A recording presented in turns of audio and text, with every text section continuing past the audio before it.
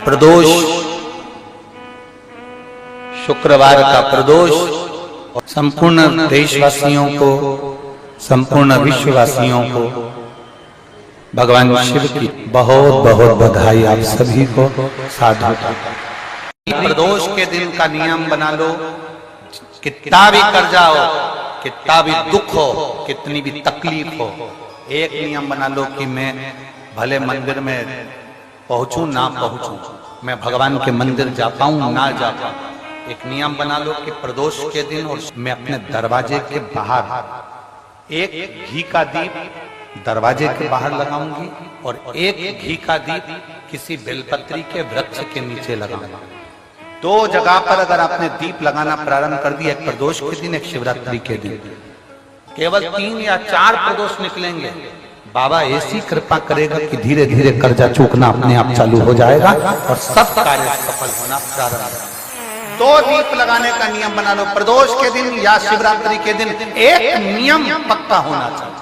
एक दुख है, किसी के जाके सामने रोगे, कौन दुख तुम्हारा मिटा देगा? तकलीफ है, किसी के पास जाकर कहोगे, कौन तुम्हारी तकलीफ मिटा देगा? कष्ट है, कोई तुम्हारा कष्ट नहीं मिटा सकता। हमने पहले भी कथा में कहा, खांसी तुम्हें चल रही है, तुम्हें खांसना है। प्रदोष काल में, प्रदोष के दिन हमने पहले भी कहा कि एक दीप लगाना या जल चढ़ाना या शंकर को धतूरा चढ़ाना या चावल का दाना चढ़ाना या बेलपत्र चढ़ाना वो खाली नहीं जाता है। तुम्हारा प्रदोष के दिन, प्रदोष काल में लगाया गया दीपक एक ना एक दिन तुम्हारे घर में भी प्रकाश जरूर कर जाए। थोड़ा ध्यान दीजिएगा। मान लो मेरे बेटा बेटी कहीं अप्लाई कर रहे हैं नौकरी के लिए या अन्य चीज के लिए, तो वो अगर बेलपत्री के मध्य पत्ती और ये 2 पत्ती है, इस पत्ती के बीच की जो जगह होती है वहां यदि पीला चंदन और एक चावल का दाना लेकर हरीश्वर महादेव का नाम लेकर शंकर के शिवलिंग पर प्रदोष के दिन अगर चढ़ा देते हैं, तो वो बेटा बेटी जिस एग्जाम को दे रहा होता है अच्छी मेहनत के साथ, लगन के साथ, तो निश्चित है वो उसमें सफलता पाता जरूर। हरीश्वर महादेव, एक बार बोलो, कौन से महादेव? हरीश्वर महादेव। एक चक्षु नारियल मतलब 10,000 नारियल में एक नारियल ऐसा होता है, एक श्रीफल ऐसा होता है जिसके 3 नेत्र की जगह 1 नेत्र होते हैं। कितने नेत्र होते हैं?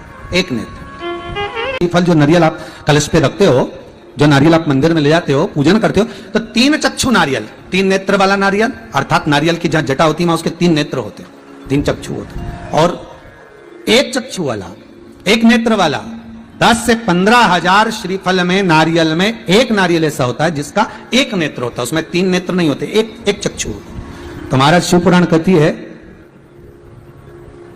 स्कंद पुराण कह रही है कि 1 चक्षु जो नारियल होता है उसको शुक्रवार का जब प्रदोष पड़े, जिसको कहते हैं शुक्र प्रदोष। कौन सा प्रदोष होना चाहिए? शुक्रवार का प्रदोष। तो शुक्रवार के प्रदोष वाले दिन उस नारियल को एक बेलपत्री के साथ में महाराज अंदर तिजोरी में या अलमारी में, या आपकी जहां बरकत होती है, दुकान का जहां व्यापार व्यवसाय चलता है, अलमारी होती है या गुल्लक होती है या तिजोरी होती है या अलमारी होती है, उसमें उसको रख दिया जाता है। कब रखना है? शुक्रवार का प्रदोष के दिन।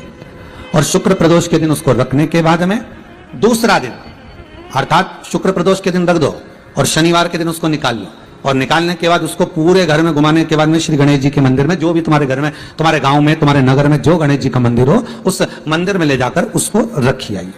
वहां से मात्र 1 दुर्बा लेकर आइए, गणेश जी महाराज की चढ़ी हुई केवल 1 दुर्बा, और उस दुर्बा को दरवाजे की देहली पर छुलाकर उस दुर्बा को अपनी अलमारी में, अपनी तिजोरी में उसी दिन रख दो जिस दिन लेकर आयो महाराज। कभी जिंदगी में लक्ष्मी की कमी नहीं आ सकती, पर होना चाहिए 1 चक्षु नारियल। कभी संपदा की कमी नहीं आ सकती, कभी आपको नीचे की ओर नहीं जा सकते, आप उन्नति की सीढ़ी पर ही चढ़ोगे, अगर नहीं बढ़ो आगे ही बढ़ो।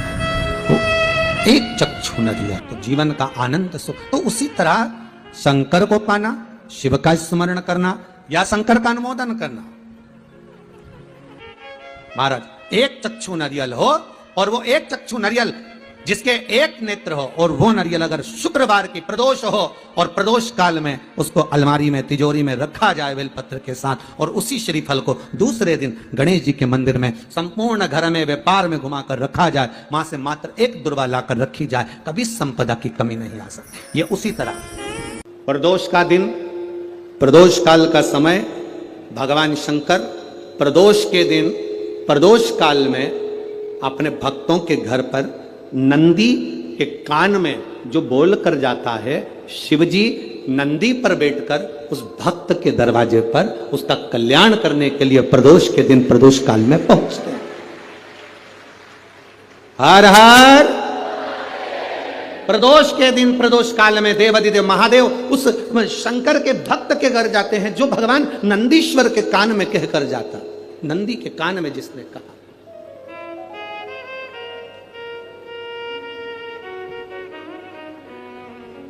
शंकर भगवान के इस शिवलिंग का स्मरण आप करेंगे। बीच में जो एक मोटी सी लाइन होती है इसको अशोक सुंदरी कहते हैं। सब लोग दर्शन करें, जम के बोलो जरा, करें। अशोक सुंदरी की जगह जहां पूरी हो जाती है उसके बीच में शिवलिंग और उसके बीच में थोड़ी सी जगह खाली आती है। करें दर्शन, समझना जरा बहुत अच्छे से। जैसे ये अशोक सुंदरी की जगह है, हम निवेदन करेंगे आस्था चैनल वालों से भी और एलईडी वाले भी, जिन जिनको एलईडी पर आप दर्शन करा रहे हैं वो पूरी तरह से कराएं। गणेश जी का स्थान, षडानंद कार्तिकेय का स्थान, अशोक सुंदरी का स्थान बीच में। अशोक सुंदरी का जो स्थान पूरा हो जाता है वहां से लेकर शिवलिंग के बीच में खाली जगह आती है। करें दर्शन आप लोगों ने, खाली जगह आती है। उस खाली स्थान की जो महत्वता है, ये जो अशोक सुंदरी से लेकर बीच में जो जगह है, ये भगवान शंकर की जो धर्म पत्नी है माता पार्वती, उनकी जो योगनियां हैं 64 योगनी, उनकी जो शक्ति पीठें हैं, उनकी जो सिद्धता है, उनकी जो सिद्धियां हैं, ये अशोक सुंदरी से शंकर के शिवलिंग के बीच में जो खाली जगह होती है, इस स्थान पर 64 योगनियां, देवियां, अष्ट सिद्धियां, नवनिधियां सब इस स्थान पर रहती है। इसलिए हमारे यहाँ शिव महापुराण की कथा कहती है, पूर्ण पूजन के बाद अगर कोई नारी, कोई पुरुष, कोई बच्चा, कोई बुजुर्ग अपने मन की बात का स्मरण इस जगह पर हाथ को रखकर, जैसे किसी के हृदय पर हाथ रखते हैं तो दिल धड़कता हुआ स्मरण होता है, उसी तरह यहाँ स्पर्श करेंगे और स्पर्श कर कर जब अपने मन की बात करते हैं तो देवाधिदेव महादेव नंदी के साथ आकर प्रदोष के दिन कार्य की सिद्धता पूर्ण करते हैं। उस स्थान की मूलता होती है, वो स्थान समझ में आएगी ना जगह? अरे बोलो तो जम के। मेरे देवाधिदेव महादेव ने माता पार्वती को अपने चित्तवृत्ति के साथ यहां अनुमति प्रदान कर रखी है। वहां का स्पर्श, वहां का मात्र स्पर्श और हमारे दिल की बात। प्रदोष के दिन यदि कहीं से आपको शमी पत्र मिल जाए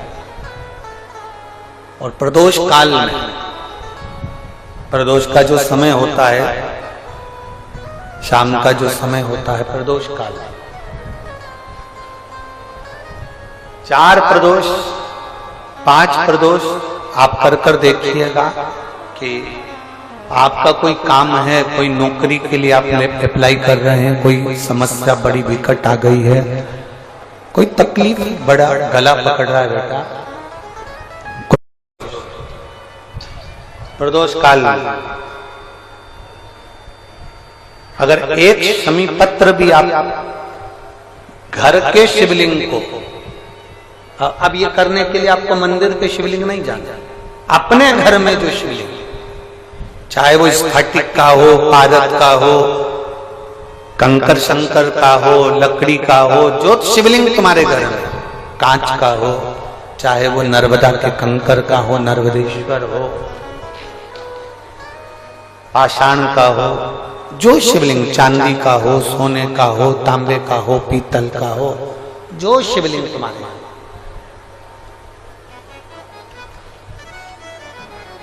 एक शमी पत्र यदि आप भगवान शंकर के शिवलिंग पर समर्पित कर रहे हो और उस शमी पत्र को उठाकर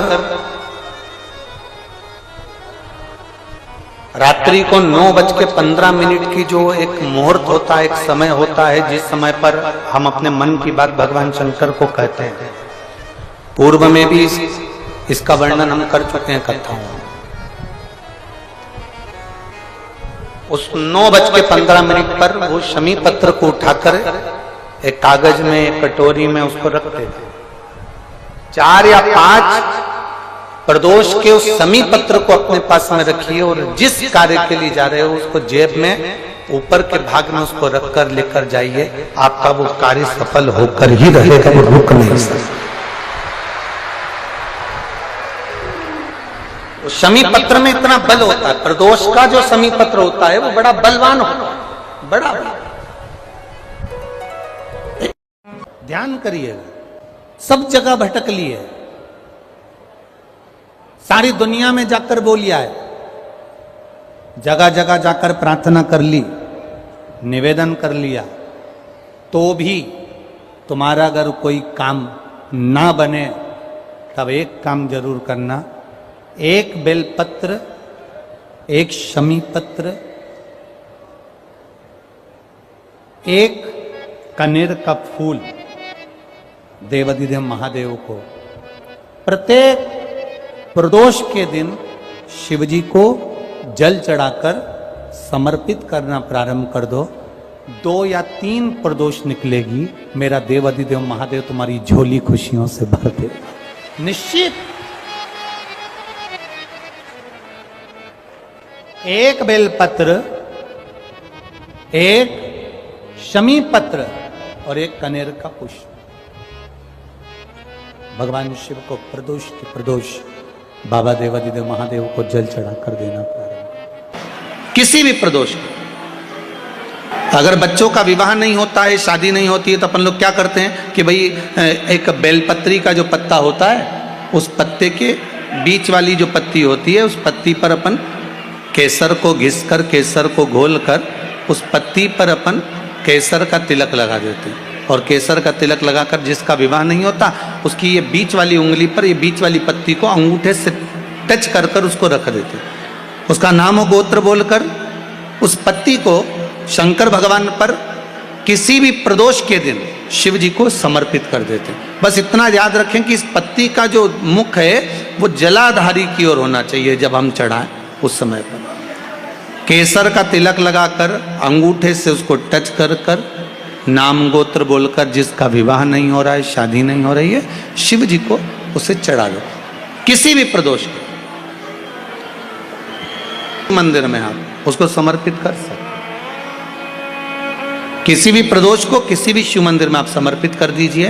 बाबा से निवेदन करिएगा, बाबा स्वीकार करेगा और विश्वास है कि 3 महीने में बाबा उसका विवाह पक्का कर ही देगा। ये पक्का है। शिव स्मरण करना। शंकर का यह अविरल त्योहार प्रदोष का व्रत क्यों आता है?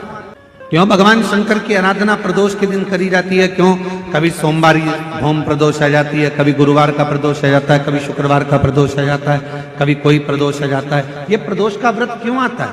उसका एक कारण है, भगवान शंकर प्रदोष का व्रत धारण कर कर फिर अगला जो दिन होता है उस दिन मेरे शंकर भगवान अपने सारे गणों के साथ नंदी, भृंगी, श्रृंगी, नर, गंधर्व, अप्सरा, किन्नर, देवता, पशु, पक्षी जितने भी होते हैं मेरे शिव सबके साथ बैठकर अपना महाप्रसाद ग्रहण करते। साथ बैठने पर हमारा क्लेश समाप्त होगा। काम चालू करो भगवान शंकर की आराधना। 3 चीजें अपना लो। पहले नंबर पर शिव जी के मंदिर में 1 लोटा जल चढ़ाना। दूसरे नंबर पर अगर प्रदोष के दिन मंदिर में दिया लगा सकते हो तो ठीक है, नहीं तो एक कनेर का फूल पीला वाला, देखा है आप लोगों ने? जम के बोलो जरा। पीले कलर का कनेर का फूल एक प्रदोष के दिन, प्रदोष काल के समय पर अगर दीप लगा सको तो ठीक है, नहीं तो एक कनेर का फूल पीले कलर का शिव जी के अशोक सुंदरी का स्पर्श। अशोक सुंदरी वाली जगह मालूम है ना आप लोगों को? जलाधारी, ये चरण, राइट में गणेश जी, लेफ्ट में कार्तिकेय जी, मध्य भाग में जो एक मोटी सी लाइन होती है वो अशोक सुंदरी का स्थान होता है। जहां पर शिवलिंग रखा हुआ है ये पार्वती जी का हस्त कमल। शिवलिंग के ऊपर जो कलश में से एक एक बूंद पानी गिरता है वो शंकर जी की 5 लड़कियां, जया, विषहरा, शामली बारी, दौतली, देव। शिव जी के 6 नंबर की लड़की अशोक सुंदरी मध्य भाग में।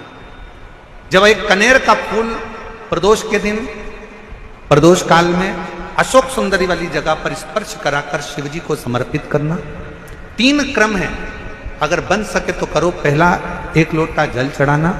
दूसरे नंबर पर अगर बहुत ज्यादा तकलीफ की जिंदगी चल रही हो, बहुत कष्टमय जीवन चल रहा हो और सब ने कह दिया कि तुम्हारी किस्मत में तो धक्के ही लिखे हैं, केवल आप धक्के ही खाओगे, तो 1 कनेर का पुष्प प्रदोष के दिन, प्रदोष काल में अशोक सुंदरी का स्पर्श कराकर शिवलिंग पर चढ़ाओ। और बन सके प्रत्येक महीने शिवरात्रि आती है, जैसे कल शिवरात्रि है ऐसे हर महीने शिवरात्रि आती है। शिवरात्रि के दिन 1 अक्षत, मात्र 1 अक्षत, केवल 1 चावल का दाना, 1 दुर्वा के साथ शिव जी को समर्पित करना प्रारंभ करो। जिंदगी की कैसी भी तकलीफ होगी, मेरा शंकर भगवान उस तकलीफ को मिटाएगा।